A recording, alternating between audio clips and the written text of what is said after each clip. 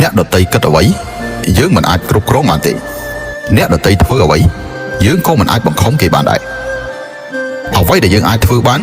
គឺខិតខំធ្វើកិច្ចការខ្លួនឯងឲ្យបានល្អអស់ពីសមត្ថភាពដើរលើផ្លូវរបស់ខ្លួនតាមគោលការណ៍ខ្លួនឯង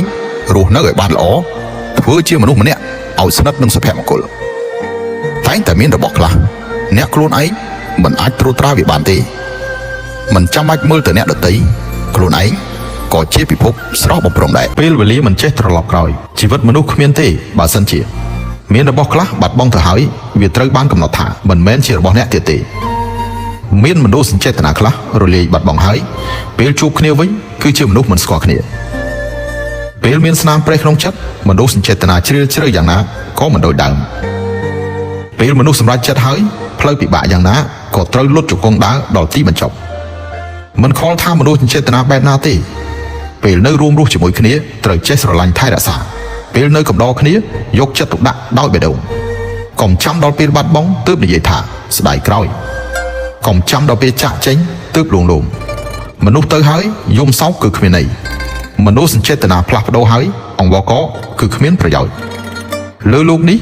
ពាក្យដែលឈឺចាប់បំផុតនោះគឺហៅថាបាត់បង់ពាក្យសន្តិភាពនៃចិត្តបំផុតនោះគឺហៅថាស្រឡាញ់ថែរក្សាមានតែចេះស្រឡាញ់ថែរក្សាទេទើបកាត់បន្ថយការសោកស្ដាយមានតែចាប់ឲ្យជាប់ទេទើបអាចមានសុភមង្គលជារៀងរហូតជីវិតមនុស្សក្នុងโลกល្អនិងអាក្រក់គឺត្រូវដើរខ្លួនឯងហត់នឿយនិងសុខស្រួលគឺត្រូវទទួលខ្លួនឯងមនុស្សគ្រប់រូបសុទ្ធតែមានទុក្ខដែលមិនអាចនិយាយបានដូចគ្នាមនុស្សគ្រប់រូបសុទ្ធតែមានទឹកភ្នែកសម្ងាត់ពេលវេលាអាចអនុញ្ញាតឲ្យនរណាម្នាក់ទៅបានទោះបីមនុស្សស្អាតប៉ុណ្ណានៅពីក្រោយខ្នងមានត្រជាក់និងជូរចត់ទោះបីមនុស្សមានសុភមង្គលប៉ុណ្ណាក្នុងចិត្តក៏មានការលំបាកដែលគ្មានជម្រើសពេលគ្មានមនុស្សជួយលើកឡើងត្រូវងើបឈរដោយខ្លួនឯងពេលគ្មានមនុស្សជួយអ្នកត្រូវខិតខំប្រឹងប្រែងដោយខ្លួនឯងចងចាំនូវពាក្យមួយប្រយោគនេះក្រោយជូរចត់និងផ្អែមល្ហែមនិទាខរដូវកាលនឹងរីជឿជាក់លើខ្លួនឯងឲ្យតែអ្នកក្លាហានគ្រប់គ្រាន់គ្មានការលំបាកណាដែលទ្រាំមិនបាននោះទេអ្នកខ្លះស្អប់យើងព្រោះសម្ដី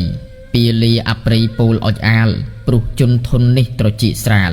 គ្នាគ្មានខូក្បាលសម្រាប់គិតគ្នាគ្មានខូហើយត្រចៀកស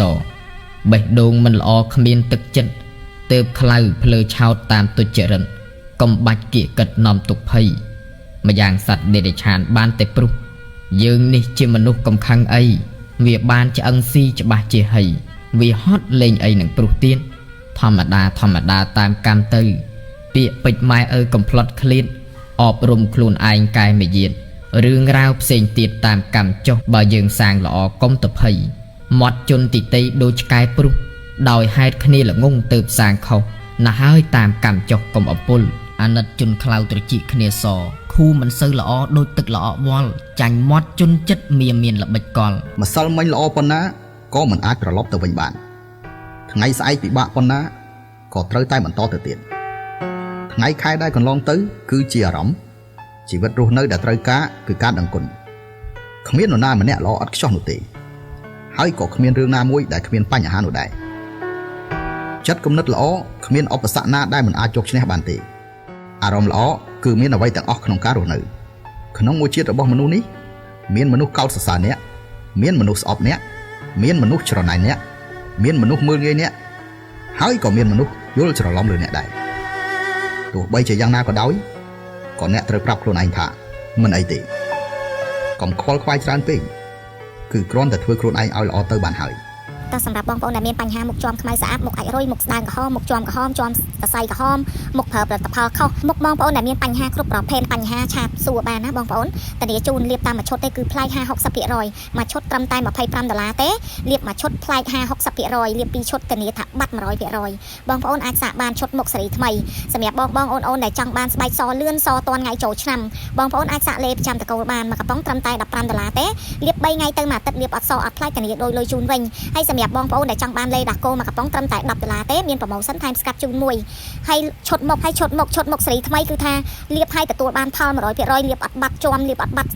អាចរុយលាបអត់ស្អាតលាបអត់សស្អាតតានីដូរលុយជូនវិញតែម្ដងបងប្អូនអាចសាកឈុតមុខសេរីថ្មីបានណាមួយឈុតត្រឹមតែ$25ទេលាបឲ្យគឺទទួលបានផល 100% អរគុណ